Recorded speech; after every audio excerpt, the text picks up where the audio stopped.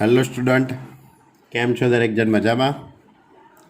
Chapter number 8 આપણે last લેક્ચરની અંદર ચાલુ કરેલું. એમાં સ્વાધ્યાય 8.1 ને આપણે પૂર્ણ કરેલું. એક જ સરખી રીતના બધા દાખલા હતા. a+b⁴n a+b⁴n વિસ્તરણ પર આધારિત દાખલા હતા. હવે આપણે એના કરતાં આગળ વધીએ. હવે બે નાની બાબતોને આપણે સમજવાની છે કે સૌથી પહેલું તો આપણે કોઈ પણ પદનું જ્યારે વિસ્તરણ કરતા હોઈએ છીએ ત્યારે, જેમ કે દાખલા તરીકે તમે a+b²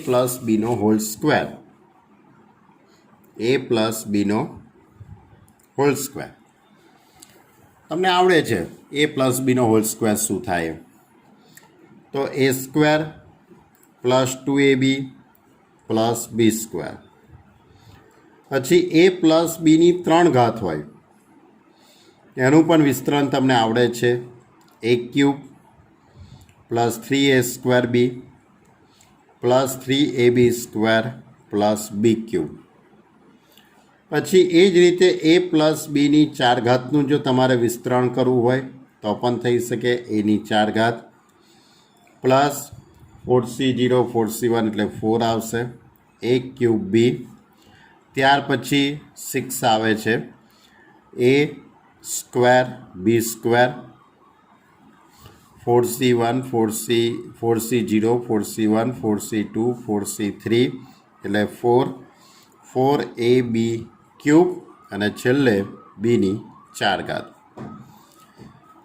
હજુ તમે a+b⁵ પણ વિસ્તરણ કરી શકો છો. a+b⁶ પણ વિસ્તરણ કરી શકાય છે. તો આ બધાનું તમે જે વિસ્તરણ કરો છો, જ્યાં તમે ધ્યાનથી જુઓ, આની ઘાતાંક 2 છે. 2 ઘાતાંક છે તો 3 પદ આવે છે. પહેલું પદ, બીજું પદ ને ત્રીજું પદ. a+b⁵ વિસ્તરણ કરીએ તો એમાં 4 પદો આવે છે. 1 2 3 અને 4. a+b⁴ વિસ્તરણ કરીએ છીએ તો 1 2 3 4 અને 5 પદો આવે છે. તો આપણે વિસ્તરણ કરીએ તો જેટલી ઘાતાંક હોય એના કરતાં એક પદ વધારે આવે છે.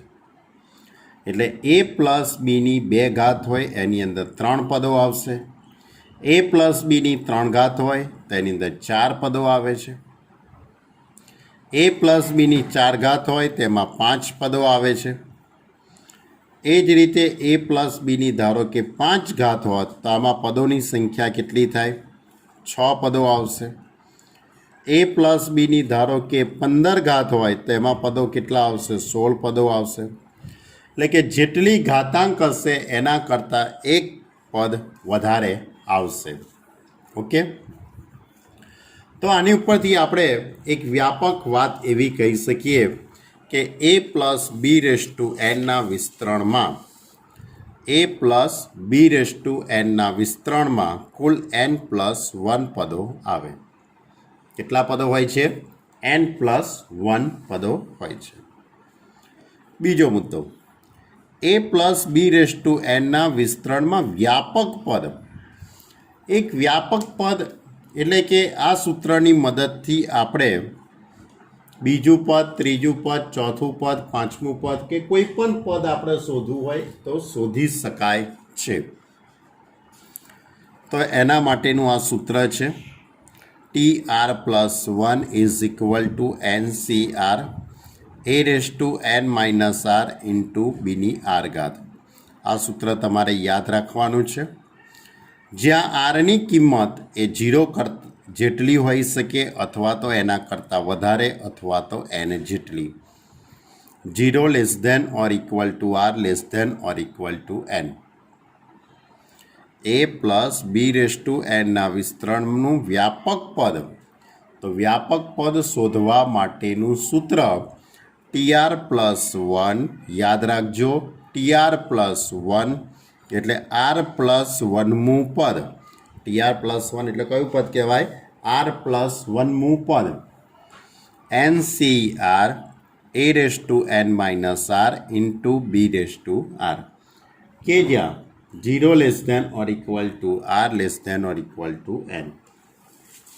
દાખલા તરીકે તમારે a પ્લસ બીની 11 ઘાત છે. a પ્લસ બીની કેટલી ઘાત છે? 11 ઘાત. આના વિસ્તરણમાં તમારે 7મું પદ શોધવું છે. કયું પદ શોધવું છે? 7મું પદ શોધવું છે. તો 7મું પદ શોધવું હોય તો તમારે આ સૂત્ર લગાડવાનું, TR પ્લસ 1 NCR a⁻n−r બીની આર ઘાત. હવે કયું પદ શોધવાનું છે? 7મું પદ એટલે T7. કયું પદ શોધવું છે? T7. 7મું પદ શોધવું હોય તો R બરાબર કેટલા લેવાના? 6. R બરાબર કેટલા લેવાના? 6. કારણ કે R બરાબર 6 મૂકીએ તો જ 6 ને 7 થઈ જશે. એટલે Rની કિંમત કઈ થઈ જશે? 6. ઘાતાંક કેટલી છે? 11. એટલે 11C6. Rની કિંમત 6. A જ છે. 11 - 6 અને b⁻6. ક્લિયર? કે R બરાબર કેટલા લેવા પડે? 6 લેવા પડે. R બરાબર 6 લઉં તો જ મને 7મું પદ મળે, એટલે T7. એટલે આ રીતે તમારે આ સૂત્રનો ઉપયોગ કરવાનો છે. આ સૂત્રનો જ ઉપયોગ કરીને હવે પછી સ્વાધ્યાય 8.2 છે. એટલે 8.2 એ આખું આ સૂત્ર પર આધારિત જ છે. ધ્યાન રાખજો, એક જ સૂત્ર પર આધારિત આખું સ્વાધ્યાય 8.2 છે. TR plus 1 is equal to NCR a⁻n−r into b⁻r. Clear? યાદ રહી ગયું સૂત્ર બરાબર? ફરીથી TR પ્લસ 1 એટલે R પ્લસ 1મું પદ. TR પ્લસ 1 એટલે R પ્લસ 1મું પદ. NCR a⁻n−r into b⁻r. Clear? Okay. જો ત્રીજો મુદ્દો એક, a પ્લસ b⁻n ના વિસ્તરણમાં જો ઘાતાંક n યુગ્મ હોય તો એના વિસ્તરણમાં એક જ મધ્યમ પદ આવે. એક જ મધ્યમ પદ આવે. બરાબર? અને જો ઘાતાંક n અયુગ્મ હોય તેમાં 2 મધ્યમ પદ આવે. દાખલા તરીકે મેં અહીંયા એક રફ કામ કરેલું છે હમણાં. a plus Bino whole square, તો a² plus 2ab plus b². તો આની અંદર આ જે 2ab છે આ મધ્યમ પદ થયું. આ 2ab શું થયું? મધ્યમ પદ. a પ્લસ બીની 3 ઘાત a³ plus 3a²b plus 3ab² plus b³. આની અંદર આ મધ્યમ પદ થયું કહેવાય. એટલે આની અંદર 2 મધ્યમ પદ આવ્યા. ક્લિયર? પછી a પ્લસ બીની 4 ઘાત, તો એની અંદર ટોટલ પદો કેટલા છે? 5. 5 પદો છે એટલે કે આ કયું પદ થયું? એનું મધ્યમ પદ થયું. તો જો ઘાતાંક યુગ્મ હોય, જો ઘાતાંક યુગ્મ હોય તો એને એક જ મધ્યમ પદ આવે. એને એક જ મધ્યમ પદ આવે. અને જો ઘાતાંક અયુગ્મ હોય તો એને 2 મધ્યમ પદ આવે. તો કયું પદ મધ્યમ પદ આવે? તો યુગ્મ ઘાતાંક હોય તો n/2 પ્લસ 1મું પદ મધ્યમ પદ આવે. દાખલા તરીકે a પ્લસ બીની 4 ઘાત, તો આમાં 4 એ યુગ્મ ઘાતાંક છે, તો એની અંદર એક જ મધ્યમ પદ આવશે. એક જ મધ્યમ પદ આવે. એ કયું મધ્યમ પદ આવે? તો સૂત્ર કયું? n/2 પ્લસ 1મું પદ. આ પદ મધ્યમ પદ આવે. તો આપણે 4/2 એટલે 2 પ્લસ 1 એટલે ત્રીજું પદ મધ્યમ પદ થાય. એટલે આ પદ જો ત્રીજું પદ મધ્યમ પદ થઈ ગયું. બરાબર? a પ્લસ બીની 2 ઘાત, તો 2/2 પ્લસ 1. 2/2 એટલે 1 પ્લસ 1 એટલે બીજું પદ મધ્યમ પદ થઈ ગયું. પછી a પ્લસ બીની ધારો કે 24 ઘાત છે, મોટી ઘાતાંક, તો a પ્લસ બીની 24 ઘાત, તો એ પણ એક જ મધ્યમ પદ ધરાવશે. કારણ કે એની ઘાતાંક યુગ્મ છે. તો એના માટેનું સૂત્ર કયું છે? એ જ n/2 + 1 એટલે 24/2 એટલે 12 + 1 એટલે કે 13મું પદ મધ્યમ પદ આવે. કયું પદ? 13મું પદ. એટલે આ રીતે જો યુગ્મ ઘાતાંક હોય તો એને એક જ મધ્યમ પદ આવશે, અને જો અયુગ્મ ઘાતાંક હશે તો એને બે મધ્યમ પદ આવશે. તો અયુગ્મ ઘાતાંક હોય તેનું મધ્યમ પદ શોધવા માટેનું સૂત્ર n+1/2મું પદ અને n+3/2મું પદ. ક્લિયર? તો આપણે અહીંયા 3 ઘાત હતી, તો 3 ઘાત આપણે હતી તો 3+1/2 મું પદ એટલે 3 ને 4 ભાગ્યા 2 એટલે બીજું પદ આવે. અહીંયા 3 મૂકી દઈએ તો 3 + 3/2 એટલે 6/2 એટલે ત્રીજું પદ થાય. એટલે કે જો અયુગ્મ ઘાતાંક હોય તો એને બે મધ્યમ પદ આવે, એક બીજું પદ અને ત્રીજું પદ. જુઓ, બીજું અને ત્રીજું. તો એની ઉપરથી તમારે સૂત્ર યાદ રાખવાનું કે જો n અયુગ્મ હોય તો વિસ્તરણમાં બે મધ્યમ પદ આવે. કયા કયા? તો પહેલું પદ n+1/2મું પદ અને બીજું પદ હશે n+3/2મું પદ. ક્લિયર? આટલા મુદ્દા તમારે યાદ રાખવાના છે. અને આ જે ચોથો મુદ્દો છે, a + b + c⁴n વિસ્તરણમાં પદોની સંખ્યા શોધવાનું સૂત્ર n+1 × n+2/2. આ જે સૂત્ર છે એ આપણા સિલેબસમાં નથી, બરાબર? કારણ કે આ JEEના ટોપિકની અંદર આવે છે કે 3 પદ આવતા હોય ત્યારે એના વિસ્તરણમાં પદોની સંખ્યા શોધવાનું સૂત્ર છે. જેમ કે 3x + 4y + 7z એની 11 ઘાત, તેના વિસ્તરણમાં કેટલા પદો આવશે, બરાબર? તે શોધવા માટેનું આ આખું સૂત્ર છે. તમારે આ 3 મુદ્દા યાદ રાખવાના છે. સૌથી પહેલો મુદ્દો શું હતો? a + b⁴n વિસ્તરણમાં કુલ n+1 પદો આવે. જેટલી ઘાતાંક હોય એના કરતાં એક પદ વધારે આવે, બરાબર? 5 હોય તો 6 પદો આવે, 7 ઘાતાંક હોય તો 8 પદો આવે, 12 ઘાતાંક હોય તો 13 પદો આવે.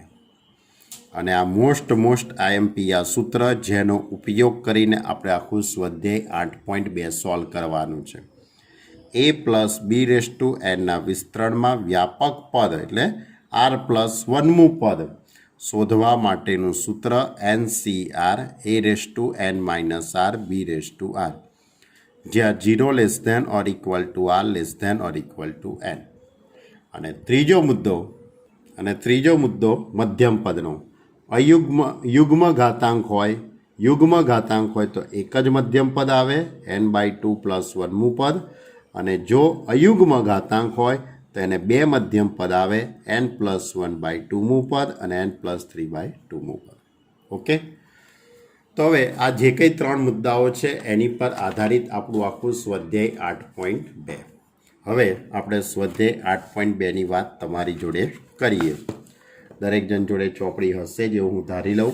અને એમાંથી આપણે સ્વાધ્યાય 8.2નો પહેલો દાખલો કંઈક આ રીતે છે કે બહુ સિમ્પલ દાખલા છે, બધા એક જ સરખી રીતના છે. x + 3/8 માં x⁵નો સહગુણક શોધો. xની 5 ઘાતનો સહગુણક શોધો. સહગુણક એ તો ખબર ને, સહગુણક કોને કહેવાય, બરાબર? તો આની અંદર x + 3/8 એટલે કે આપણે a + b⁴n જોડે જો સરખામણી કરીએ તો a = x કહેવાશે, b = 3 અને n = 8. નિયમ પ્રમાણે આપણે TR+1નું સૂત્ર લગાડી દેવાનું પહેલાં. તો NCR a⁻n−r × b⁴r. હવે આ સૂત્રની અંદર કિંમત મૂકી દઈએ તો TR+1 n એટલે ઘાતાંક 8 છે, 8 CR એ એટલે X, X raise to N એટલે 8 માઇનસ આર, બી એટલે 3 એટલે 3 રેસ ટુ આર. હવે આ પદ પહેલાં લખું અને પછી આ પદ લખી દઉં, કારણ કે ગુણાકારમાં જ છે એટલે એમાં ફેરફાર કરી શકીએ આપણે. તો TR plus 1 is equal to TR plus 1 is equal to 8CR 3 raise to R into X raise to 8 minus R. એટલે એનો અર્થ એવો થયો કહેવાય કે એક્સ રેસ ટુ 8 માઇનસ આરનો આ સહગુણક થઈ ગયો કહેવાય. એક્સ રેસ ટુ 8 માઇનસ આરનો આ સહગુણક થઈ ગયો કહેવાય. તમારે એક્સ રેસ ટુ 8 માઇનસ આરનો આ સહગુણક થયો, પણ રકમની અંદર એક્સની 5 ઘાતનો સહગુણક શોધવાનો છે. તમારે સહગુણક કોનો શોધવાનો છે દાખલામાં? એક્સની 5 ઘાત. તો એક્સની 5 ઘાતની સરખામણી આપણે X raise to 8 minus R સાથે કરી દઈએ. તો ઘાતાંકોની સરખામણી કરી દઉં તો 5 is equal to 8 minus R. તો આર ઇઝ ઇક્વલ ટુ 8માંથી 5 જશે તો 3. ક્લિયર? તો હવે આર બરાબર કેટલા લેવાના છે? તમારે 3 લેવાના છે. આર બરાબર કેટલા મૂકી દેવાના? 3. તો આર બરાબર 3 મૂકી દઈએ તો શું લખી શકાશે? 3 પ્લસ 1 એટલે 4, 8C3 આરની જગ્યાએ 3, 3 raise to 3 into X raise to 8 minus R એટલે કે 8 ઓછા 3 એટલે 5.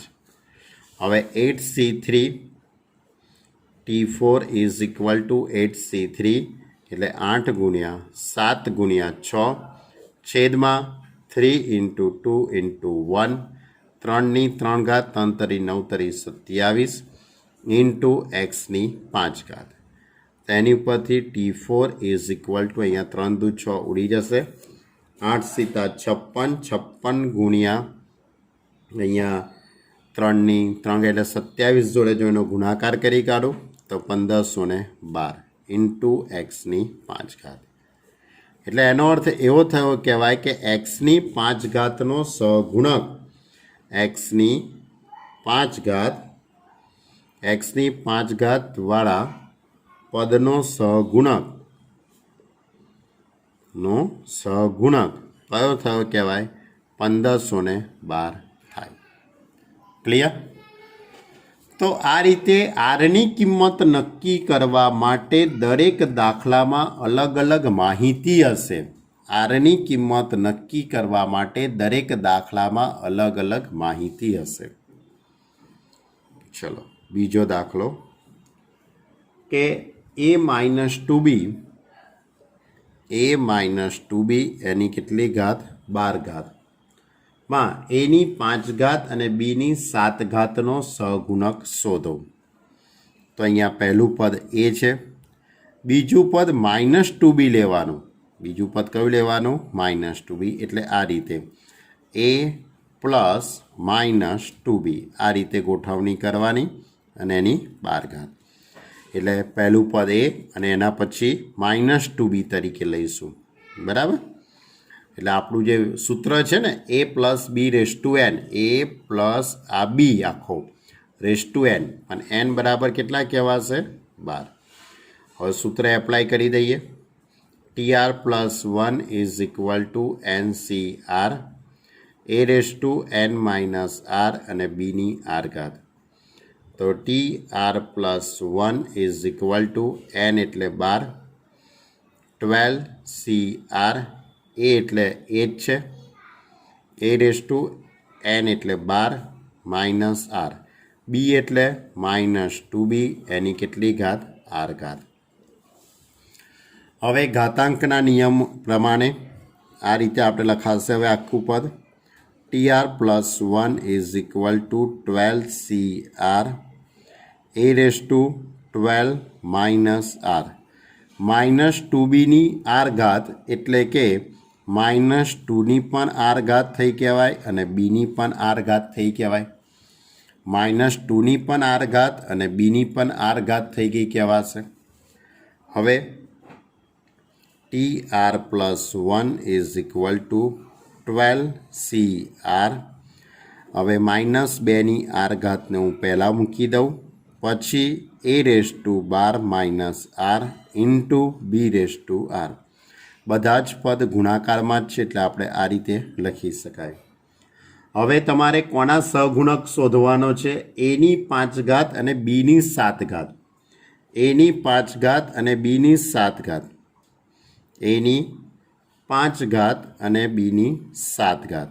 તો એની જોડે હું સરખામણી કરું તો A⁻² R અને બીની આર ઘાત, આની જોડે હું સરખામણી કરી દઉં તો શું થઈ જશે? R ઇઝ ઇક્વલ ટુ 7 થઈ જવાના.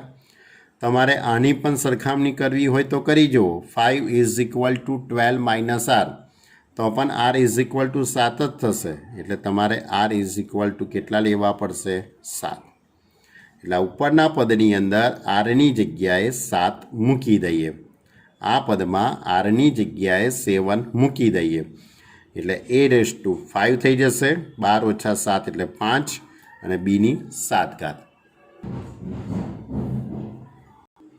જો હવે R ઇઝ ઇક્વલ ટુ 7 મૂકી દઈએ તો 7 ને 1 8 થઈ જશે.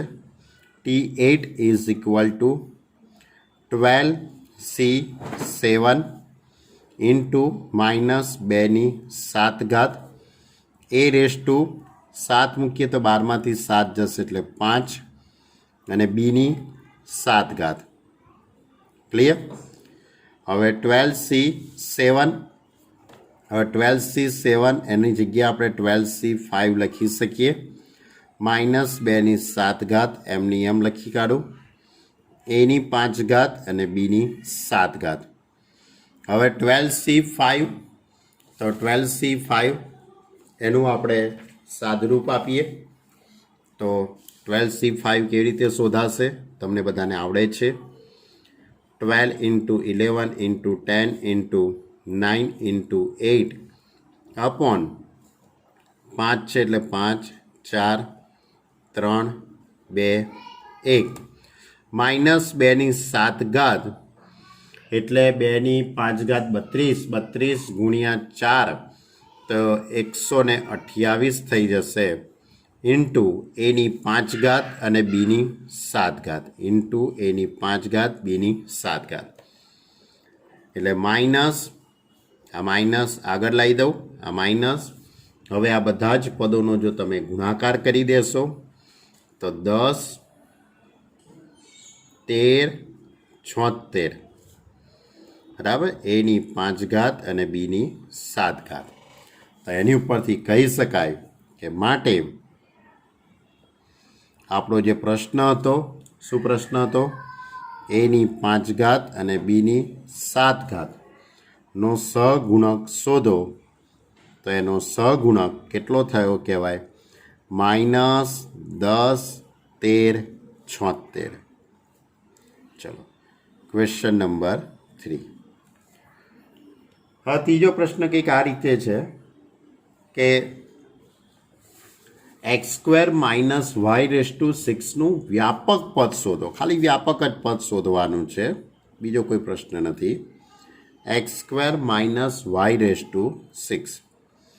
તેનો અર્થ એવો થયો a is equal two x², b is equal two -y, કારણ કે તમે આને આ રીતે લખી શકો x² + -y એની 6 ઘાત અને n ઇઝ ઇક્વલ ટુ 6.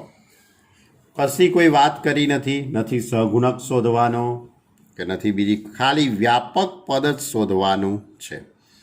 તો વ્યાપક પદ એટલે TR+1નું આપણું જે સૂત્ર છે એમાં કિંમતો મૂકી દઈએ. NCR A⁻n−r બીની આર ઘાત.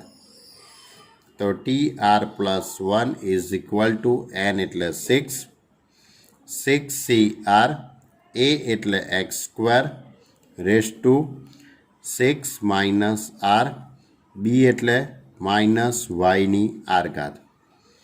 હવે આનું સાદરૂપ આપી દઈએ તો 6CR, x⁻2 નો અંદર ગુણાકાર કરું 12 માઇનસ 2r.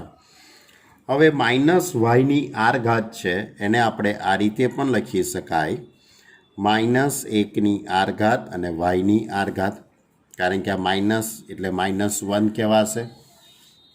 હવે માઇનસ 1ની આર ઘાત પહેલાં લખી દઉં, માઇનસ 1ની આર ઘાત into 6cr X raise to 12 minus 2r into Y raise to R. Clear? તો આ વ્યાપક પદ શોધ્યું એમ કહેવાય. ખાલી આમાં વ્યાપક પદ જ શોધવાનું હતું, બીજી કોઈ વાત કરેલી નથી. ચલો, ચોથો દાખલો પણ એવો જ છે, વ્યાપક પદ શોધોનો જ દાખલો છે. ચોથો દાખલો, x² માઇનસ xy એની 12 ઘાતના વિસ્તરણમાં નું વ્યાપક પદ શોધો. તો આ જ રીતે પહેલાં તો આપણે એક સ્ટેપ લખી કાઢીએ, x² પ્લસ માઇનસ xy એની કેટલી ઘાત? 12 ઘાત. હવે પહેલું પદ કયું? એટલે કે a પ્લસ બી જોડે સરખામણી કરીએ, એટલે a બરાબર x², b બરાબર minus xy, ઘાતાંક n is equal two 12. હવે સૂત્રમાં કિંમત મૂકી દઈએ. આપણે વ્યાપક પદ જ શોધવાનું છે, બીજી કોઈ વાત કરી નથી. તો tr plus 1 is equal to, સૂત્ર કયું? ncr a raise to n minus r અને બીની આર ઘાત. તો tr plus 1 is equal to, ઘાતાંક કેટલી છે? 12, એટલે 12cr. a એટલે x² race to 12 minus r, કારણ કે એની જગ્યાએ 12. બી એટલે માઇનસ xy એની કેટલી ઘાત? આર ઘાત. હવે ઘાતાંકના નિયમોનો ઉપયોગ કરી દઉં, તો 12cr આ પદ એમનું એમ, અહીંયા x રેસ ટુ આ 2 છે એનો ગુણાકાર આ બંને જોડે થઈ જશે, તો શું લખી શકાય? 12 દુ 24 માઇનસ 2r. અહીંયા આ માઇનસને અલગ કરવા માટે માઇનસ 1ની આર ઘાત, એક્સ વાયની પણ આર ઘાત એટલે એક્સની આર ઘાત અને વાયની પણ આર ઘાત. આ -1 કહેવાય, એની આર ઘાત, એક્સની આર ઘાત ને વાયની આર ઘાત. હવે 12cr -1ની આર ઘાત પહેલાં મૂકી દઉં, એક્સની 24 માઇનસ 2r ઇન્ટુ એક્સની આર ઘાત ઇન્ટુ વાયની આર ઘાત, એટલે -1ની આર ઘાત હજુ પણ એને બહાર મૂકી દઉં, એટલે 12cr એક્સની કેટલી ઘાત થઈ જશે? 24 માઇનસ 2r અને આ આર ઘાત છે એટલે આધાર સરખા, તો ઘાતાંકોનો સરવાળો. તો સરવાળો કરીએ એટલે કેટલા થઈ જશે? 24 માઇનસ આર થઈ જશે ને, માઇનસ 2r અને પ્લસ આર એટલે માઇનસ આર ઇન્ટુ વાયની આર ઘાત, એટલે આ વ્યાપક પદ શોધ્યું તેમ કહેવાય. ક્લિયર? ચલો, હવે પાંચમો દાખલો લઈએ. પાંચમા દાખલાની અંદર તમારે ચોથું પદ શોધવાનું છે. પાંચમો દાખલો, x માઇનસ 2y ની 12 ઘાતના વિસ્તરણમાં ચોથું પદ શોધો એવો પ્રશ્ન છે. એટલે આને આપણે આ રીતે લખવું હોય તો લખી શકીએ, x પ્લસ માઇનસ 2y એની પણ 12 ઘાત. હવે a plus B raise to n જોડે સરખામણી, a plus B raise to n સાથે સરખામણી કરી દઈએ, તો a is equal to X, B is equal to minus 2y અને n ઇઝ ઇક્વલ ટુ 12. હવે સૂત્ર લગાડી દઉં, tr plus 1 is equal to ncr a raise to n minus r b raise to r. TR+1 is equal to ઘાતાંક n એટલે કે 12 CR A એટલે એક્સની એનની જગ્યાએ 12 માઇનસ R B એટલે -2i એની આર ઘાત. હવે 12 CR x⁻12 માઇનસ R અહીંયા -2ની R ઘાત ઇન્ટુ વાયની આર ઘાત.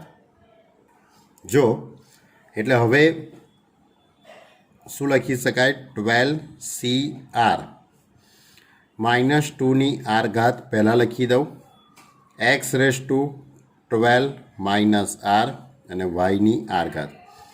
કોના બરાબર આવ્યું આખું આ પદ? TR+1 એટલે R+1મું પદ કહેવાય. કયું પદ કહેવાય?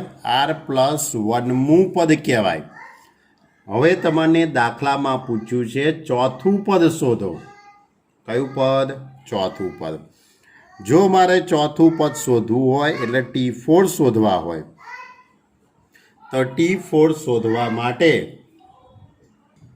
હવે આપણે આની અંદર ચોથું પદ શોધવાનું છે એટલે R બરાબર 3 પસંદ કરવા પડે. બરાબર?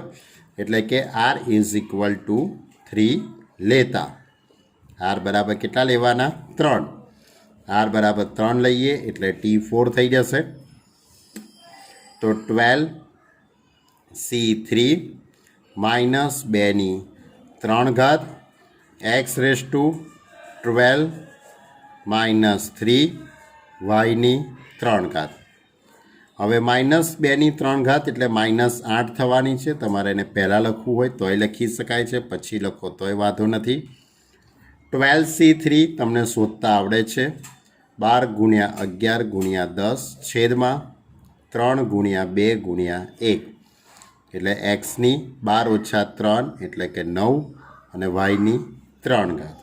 ક્લિયર? અને અહીંયા 3 દુ 6 દુ 12.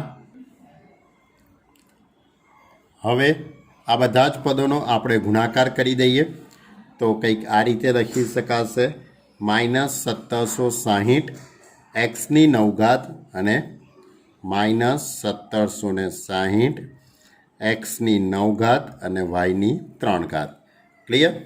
એટલે આ રીતે તમને દાખલાની અંદર ચોથું પદ, પાંચમું પદ, 10મું પદ કોઈ પણ પદ પૂછાઈ શકે વિસ્તરણની અંદર.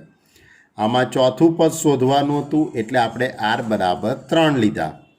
ધારો કે મારે 11મું પદ શોધવું હોય તો R બરાબર 10 લખ. બરાબર? એટલે ટૂંકમાં આ રીતે Rની કિંમત નક્કી કરવી પડે. ચલો ત્યારે હવે છઠ્ઠો દાખલો લઈએ. જો છઠ્ઠો દાખલો 9x - 3 1/3 √x એની 18 ઘાત. આના વિસ્તરણની અંદર તમારે કયું પદ શોધવાનું છે? ખ્યાલ છે? 13મું પદ શોધો. આનું 13મું પદ તમારે શોધવાનું છે. શોધી કાઢીએ તો a+b⁴n જોડે સરખામણી કરીએ તો a is equal two 9x, b is equal two -1/3 √x, ઘાતાંક n is equal two 18. હવે TR+1નું સૂત્ર લગાડી દઈએ. TR+1 is equal to NCR a⁻n−r અને બીની આર ઘાત. હવે તમારે કયું પદ શોધવું છે ભાઈ? કે ભાઈ 13મું પદ શોધવું છે એટલે T13 શોધવા છે. તો તમે અગાઉથી જ અહીંયા લખવું હોય તો પણ લખી શકાય છે. n બરાબર 18 અને R ઇઝ ઇક્વલ ટુ 12 લેતા. કેટલા લેવાના? આરની કિંમત 12. કારણ કે R ઇઝ ઇક્વલ ટુ 12 મૂકીએ તો જ 13 થવાના છે એટલે 13મું પદ મળી જાય. એટલે આ રીતે પણ તમારે ગણતરી કરવી હોય તો કરી શકાય છે. એટલે nની જગ્યાએ 18 અને Rની જગ્યાએ 12 એટલે 18C12 a એટલે 9x, 9xની કેટલી ઘાત? 18 -12 અને b એટલે -1/3 √x એની 12 ઘાત. ક્લિયર? હવે 18C12 18C12 એટલે 18C6 લખી શકાશે. 18C12 એટલે 18C6 લખાય. કયું સૂત્ર ખ્યાલ છે ને? આ NCR is equal to NCN minus R. એ સૂત્ર મુજબ 18C12 એટલે 18C6. હવે અહીંયા 18 ઓછા 12 એટલે કે આપણે આ રીતે લખી દઈએ. 9xની 6 ઘાત થઈ જશે. એ રીતે અહીંયા -1ની 12 ઘાત, -1ની 12 ઘાત, 3ની 12 ઘાત, ઘાતાંકોના નિયમોનો ઉપયોગ કર્યો અને √xની પણ 12 ઘાત. બધા જ પદોને આપણે અલગ અલગ ઘાતાંક આપી દીધી. હવે 18C6 આપણે શોધી શકીએ. 18C6 એટલે 18 ગુણ્યા 17 ગુણ્યા 16 ગુણ્યા 15 ગુણ્યા 14, બરાબર? 1 2 3 4 5 અને હજુ એક આવશે 13, બરાબર? અને છેદની અંદર 6 5 4 3 2 1. હવે આ બધા પદો જોઈએ તો અહીંયા 9ની 6 ઘાત એક્સની 6 ઘાત લખાશે. 9ની 6 ઘાત ઇન્ટુ એક્સની 6 ઘાત, -1ની 12 ઘાત એ તો એક જ થઈ જવાની છે, છેદમાં 3ની 12 ઘાત ઇન્ટુ √xની 12 ઘાત. હવે √x એટલે x⁻² કહેવાશે. x⁻² અને એની ઉપર 12 ઘાત એટલે 12ના અડધા કેટલા થઈ જશે? 6. એટલે હવે એક્સની 6 ઘાત એક્સની 6 ઘાત તો ઉડી જવાની. હવે આ બધા પદોનું જો તમે સાદુરૂપ આપી દેશો તો તમારો જે જવાબ આવશે કેલ્સીની મદદથી જો તમે સાદુરૂપ આપશો તો 18,564. હવે 9 એટલે 3નો વર્ગ અને એની ઉપર 6 ઘાત, આ તો 1 થઈ જશે. આ તો છેદમાં 3ની 12 ઘાત અને 6 દુ 12 એટલે 3ની 12 ઘાત અને 3ની 12 ઘાત એ પણ ઉડી જશે. એટલે 18,564 ઇન્ટુ 3ની 12 ઘાત છેદમાં 3ની 12 ઘાત એટલે 18,564. એટલે કયું પદ થઈ ગયું કહેવાય? આ 13મું પદ. એટલે 13મું પદ થયું કહેવાય 18,564, કે આપણો પ્રશ્ન હતો. ટૂંકમાં અહીંયા ઘાતાંકોના નિયમોને બરાબર ધ્યાનમાં રાખજો. 9ની 6 ઘાત એક્સની 6 ઘાત, બરાબર? -1ની 12 ઘાત 1, પછી આ 3ની 12 ઘાત ને √xની 12 ઘાત. આ તો બધા નિયમો તમને આવડતા જ હશે હું ધારી લઉં છું કે અંશ અને છેદને આપણે આ રીતે અલગ અલગ ઘાતાંક આપી શકીએ. પછી √xની 12 ઘાત, √xની 12 ઘાત એટલે એક્સની 6 ઘાત થઈ જશે. √xની 12 ઘાત એટલે એક્સની 6 ઘાત, ઘાતાંક અડધી થઈ જશે એટલે એક્સની 6 ઘાત ઉડી જાય. પછી 9 એટલે 3નો વર્ગ અને એની ઉપર 6 ઘાત એટલે 6 દુ 12 અને 3ની 12 ઘાત એ ઉડી જશે. ક્લિયર? દાખલો સહેલો જ છે પણ ઘાતાંકોના નિયમોને તમારે ધ્યાનમાં લેવા. કયો દાખલો તો? આ 6થો દાખલો. ચલો હવે 7મો દાખલો લઈએ. 7મા દાખલાની રકમના શબ્દો કંઈક આ રીતે છે. મધ્યમ પદ શોધોના દાખલા છે. મધ્યમ પદ શોધવા માટે મેં જે હમણાં નોંધ લખાયેલી છે એ તમારે યાદ રાખવી પડશે, એને યાદ કરવી પડશે. 3 - x³/6 એની કેટલી ઘાત? 7 ઘાત. આના વિસ્તરણમાં મધ્યમ પદ શોધો. હવે સૌથી પહેલાં તો આપણે નક્કી કરી લઈએ કે આ a+b⁴n કહેવાય. a+b⁴n એટલે a = 3 અને b = -x³/6 અને ઘાતાંક n = 7. મેં હમણાં જ તમને એક નોંધ લખાયેલી કે જો યુગ્મ ઘાતાંક હોય તો એને એક જ મધ્યમ પદ આવે અને અયુગ્મ ઘાતાંક હોય તો એને 2 મધ્યમ પદ આવે. જો n = 7, n is equal two 7 જે અયુગ્મ છે. અયુગ્મ છે એટલે એનો અર્થ એવો થયો કહેવાય કે આ વિસ્તરણમાં બે મધ્યમ પદ આવે. આ વિસ્તરણમાં બે મધ્યમ પદ આવે. કયા કયા મધ્યમ પદ આવે? તો પહેલું આવે n+1/2મું પદ અને બીજું પદ આવશે n+3/2મું પદ. બે મધ્યમ પદ આવે. હવે nની જગ્યાએ 7 ને 8, 8ના ભાગ્યા 2 એટલે 4, એટલે ચોથું પદ, ચારમું પદ એટલે ચોથું પદ અને 7 ને 3 10 ભાગ્યા 2 એટલે પાંચમું પદ. બરાબર. આ બે મધ્યમ પદ આવે. એટલે આ જે ઘાતાંક 7 અયુગ્મ છે એટલે આના વિસ્તરણની અંદર બે મધ્યમ પદ આવે, એક ચોથું પદ અને એક પાંચમું પદ.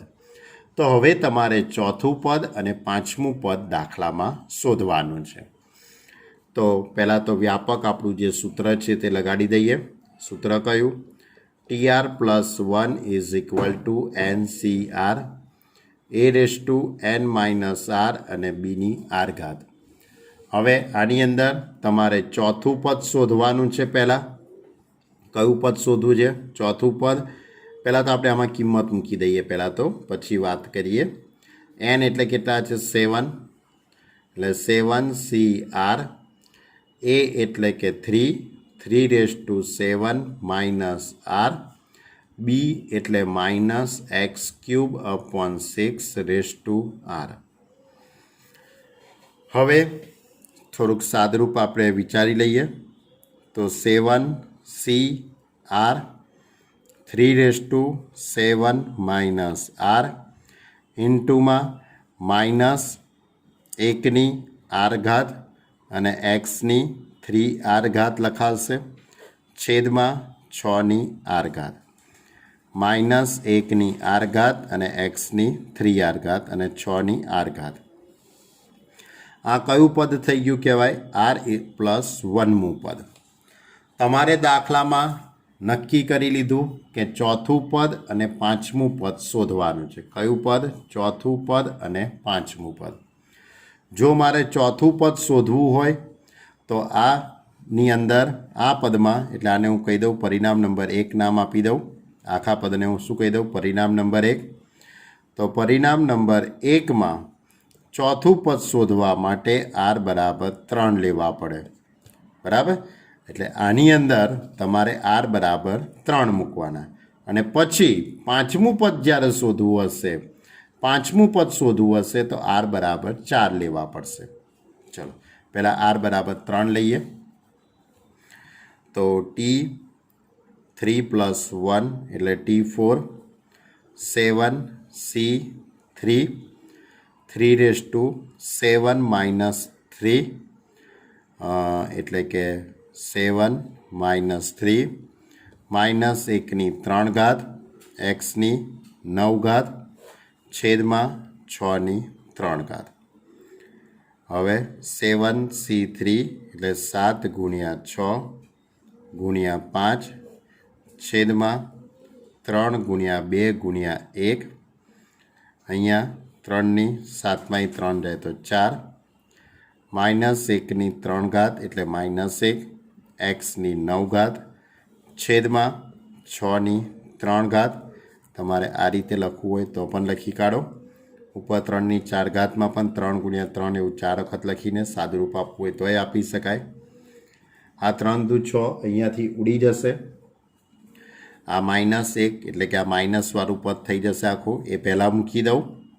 હવે કેલ્સીની મદદથી આ બધા જ પદોનું જો આપણે સાદુરૂપ આપવામાં આવે, બરાબર, આ બધા જ પદોનું જો આપણે સાદુરૂપ આપીએ તો તમારો જે છેલ્લો જે જવાબ આવશે તે 105 છેદમાં 105, કારણ કે 15 × 7 × 5 = 35, 35 ને અહીંયા એક 3 બાકી રહી જવાના, અહીંયા છેદ ઉડાડતા, તો 105 છેદમાં 8 આવું કંઈક બાકી રહેશે. અને એક્સની 9 ઘાત. એટલે આ કયું પદ શોધ્યું કહેવાય? ચોથું પદ. કયું પદ શોધ્યું કહેવાય? ચોથું પદ. ચોથું પદ એટલે કે વિસ્તરણની અંદર આવતું મધ્યમ પદ, પહેલું મધ્યમ પદ. હવે બીજું મધ્યમ પદ એટલે કયું? પાંચમું પદ હવે શોધીએ. તો પાંચમું પદ શોધવું હોય તો આ વિસ્તરણમાં મારે આર બરાબર કેટલા મૂકી દેવા પડશે? 4. તો પરિણામ નંબર 1માં આર બરાબર 4 લેતા. જો પરિણામ નંબર 1 આપણું આ હતું, એમાં આર બરાબર 4 મૂકી દઈએ તો 4 ને 5, 7c4, 3⁻7 - 4, -1ની 4 ઘાત, 4 તરી 12 અને 6ની 4 ઘાત. 7c4 એટલે 7c3 પણ કહી શકાય, અથવા તો 7 × 6 × પદોની ગોઠવણી પણ આપણે કરી શકીએ, એટલે કે એની કિંમત આપણે શોધી કાઢીએ. તો 7 × 6 × 5 × 4 છેદમાં 4 × 3 × 2 × 1, 3ની 7માંથી 4 જાય તો 3, -1ની 4 ઘાત પ્લસ એક્સની 12 ઘાત છેદમાં 6ની 4 ઘાત. હવે આ બધા જ પદોનું તમે કેલ્સીની મદદથી સાદુરૂપ આપવામાં આવે તો કંઈક આ રીતે લખી શકાશે: 35/48, 35/48 એક્સની 12 ઘાત. ક્લિયર? એટલે કે આ પાંચમું પદ થયું એ આપેલા વિસ્તરણનું બીજું મધ્યમ પદ થયું. એટલે ટૂંકમાં આની અંદર બે મધ્યમ પદ આવ્યા. બરાબર? ચલો હવે એના પછીનો 8મો દાખલો લઈએ. 8મા દાખલાની અંદર પણ તમારે મધ્યમ પદ જ શોધવાનું છે. બરાબર? પણ એ જે 8મો દાખલો છે એની રકમ કંઈક આ રીતે છે કે x/3 પ્લસ 9y⁻10 આના વિસ્તરણનું મધ્યમ પદ શોધો. તો એનું મધ્યમ પદ શોધવાનું છે. તો અહીંયા પહેલું પદ a = x/3, b = 9y. હવે તમે ધ્યાનથી જુઓ, n = 10. n = 10 એટલે કે યુગ્મ ઘાતાંક થઈ કહેવાય. કઈ ઘાતાંક થઈ કહેવાય? યુગ્મ. અને યુગ્મ ઘાતાંક હોય તો એક જ મધ્યમ પદ આવે જે યુગ્મ છે. એટલે આ વિસ્તરણમાં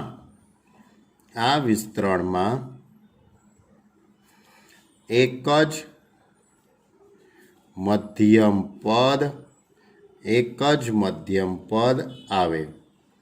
અને તે કયું આવશે? તો મેં સૂત્ર શું લખાયેલું? n/2 પ્લસ 1મું પદ.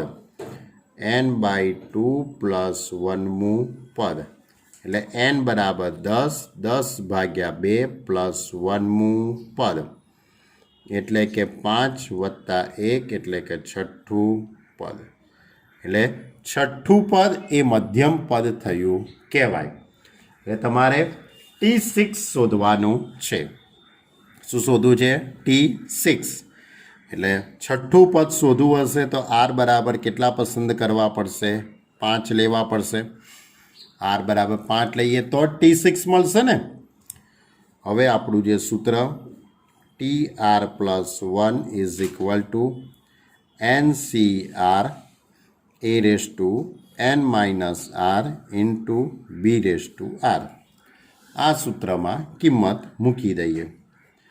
આર બરાબર 5 એટલે 5 + 1, એનની કિંમત 10 છે એટલે 10c5, a એટલે x/3 એની 10 - 5, બી એટલે 9y એની 5 ઘાત.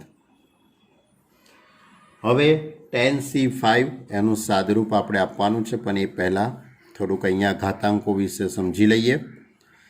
x/3 5 ઘાત, x/3 5 ઘાત અને 9y 5 ઘાત. ઘાતાંકો બધાને અલગ અલગ આપી દઈએ એટલે 3 x 5 ઘાત, 3 5 ઘાત, 9 5 ઘાત, y 5 ઘાત. તો આ રીતે is equal two 10c5 x 5 ઘાત, 3 5 ઘાત, 9 5 ઘાત અને y 5 ઘાત. ક્લિયર? આ રીતે થઈ જશે. હવે 9 5 ઘાત એટલે 3નો વર્ગ અને એની ઉપર 5 ઘાત કહેવાશે એટલે 3 10 ઘાત થઈ જશે.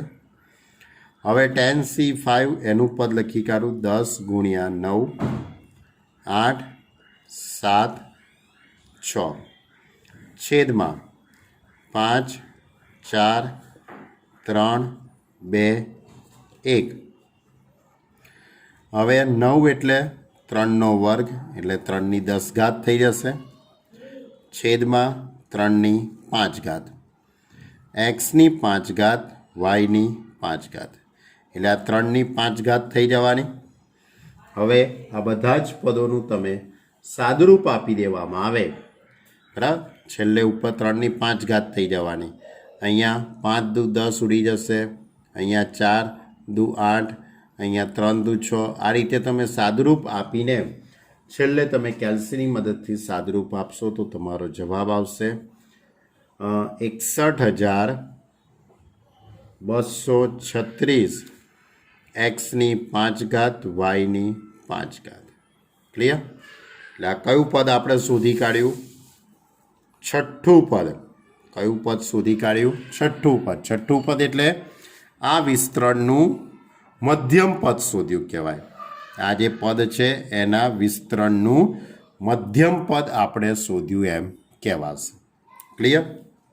ચલો, એટલે મધ્યમ પદના પણ દાખલા આવી ગયા, સહગુણક શોધવાના પણ દાખલા થઈ ગયા બરાબર.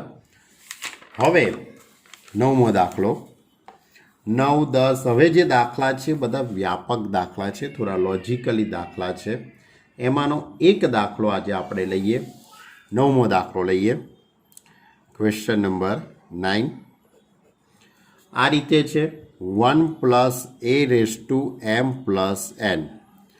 1 + a⁻m + n ના વિસ્તરણમાં a⁻m અને a⁻n ના સહગુણકો સમાન છે તેમ સાબિત કરો.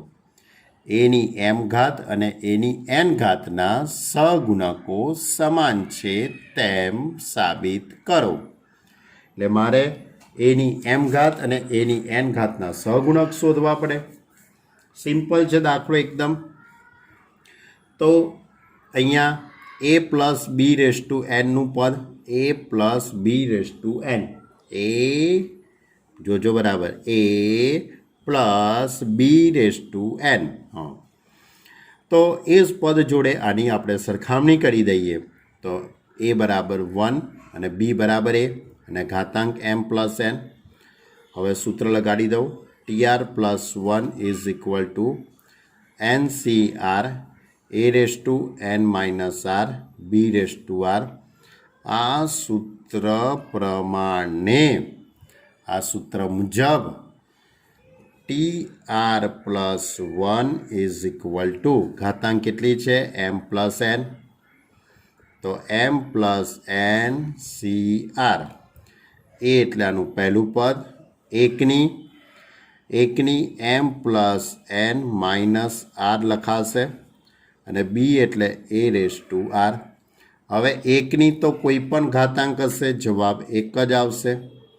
એટલે TR + 1 = m + n CR a⁻r. Clear? હવે તમારો પ્રશ્ન એવો છે કે કોના સહગુણકો? એની m ઘાતનો સહગુણક અને એની n ઘાતનો સહગુણક. તો આ જે પરિણામ નંબર 1 કહી દઉં. સૌથી પહેલાં હું પરિણામ નંબર 1માં r બરાબર m લઈ લઉં. r બરાબર કેટલા લઈ લેવામાં આવે? m. તો શું થઈ જશે? ટી આર પ્લસ આર બરાબર એમ લઉં એટલે કે અહીંયા ટી એમ થઈ જશે. T M plus 1 is equal to M plus N C M A raise to M, એટલે એ રેસ ટુ એમનો સહગુણક થઈ ગયો કહેવાય. માટે એ રેસ ટુ એમનો સહગુણક કયો થયો? M plus N C M. Clear? હવે આને હું કહી દઉં પરિણામ નંબર 2 કહી દઉં. હવે પરિણામ નંબર 1માં આર બરાબર એન લેવામાં આવે. આર બરાબર કેટલા લઈએ? એન. જો આર બરાબર એન મૂકી દઉં તો T N plus 1 is equal to M plus N C N, આરની જગ્યાએ N, A raise to N થઈ જશે. એટલે એનો અર્થ એવો થઈ ગયો કહેવાય બાળકો કે એ રેસ ટુ એનનો સહગુણક M plus N C N. Clear? Okay. હવે થોડીક નાનકડી બુદ્ધિ દોડાવવાની છે. કેવી બુદ્ધિ? N C R is equal to N C N minus R. સૂત્ર છે ને આપણી જોડે, યાદ કરો તમે સૂત્ર. કયું સૂત્ર? N C R is equal to N C N minus R. આવું સૂત્ર આપણે કરાયેલું છે. તો આ સૂત્રનો ઉપયોગ હું આના માટે કરીશ. સૂત્ર શું છે? એ મુજબ M plus N C N, N C R, તો N C N minus R થાય. એટલે આ બેની બાદબાકી અહીંયા લખાય કે ના લખાય? તો એ જ રીતે M plus N C M plus N minus N લખાય કે ના લખાય? વિચારી જુઓ. આની સરખામણી આની સાથે કરી જુઓ. ધ્યાનથી. તો એન ઉડી જવાનું. તો એમ પ્લસ એન સી એમ થઈ જાય કે ના થઈ જાય? તો આપણે એ સ્ટેપ અહીંયા લખીશું. M plus N C M plus N minus N. N ઉડી ગયા. એટલે M plus N C M plus N C M થઈ ગયું કે ના થઈ ગયું? બરાબર. એટલે કોનો સહગુણક થઈ ગયો? એ રેસ ટુ એમનો સહગુણક. તો is equal two A raise two એમનો સહગુણક. એટલે આપણે દાખલામાં સાબિત શું કરવાનું હતું કે એ રેસ ટુ એનનો સહગુણક અને એ રેસ ટુ એમનો સહગુણક સમાન છે તેવું સાબિત કરવાનું હતું. થઈ ગયું સાબિત? ખ્યાલ આવ્યો?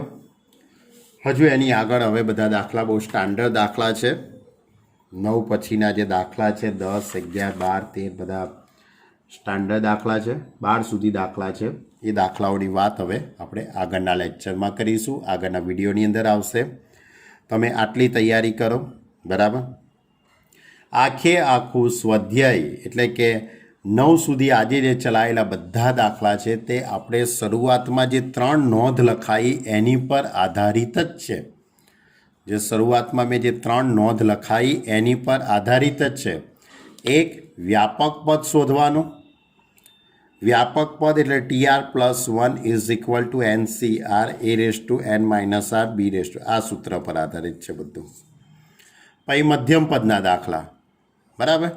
અને સહગુણક શોધોના દાખલા. બસ એના સિવાય વધારે કંઈ છે નહીં. ઓકે. તો આટલી તૈયારી કરજો. કોઈ પણ વિદ્યાર્થીને કંઈ પણ સમજણ ન પડે તે ફોન કરીને મારો સંપર્ક કરી શકે છે. Okay student, by.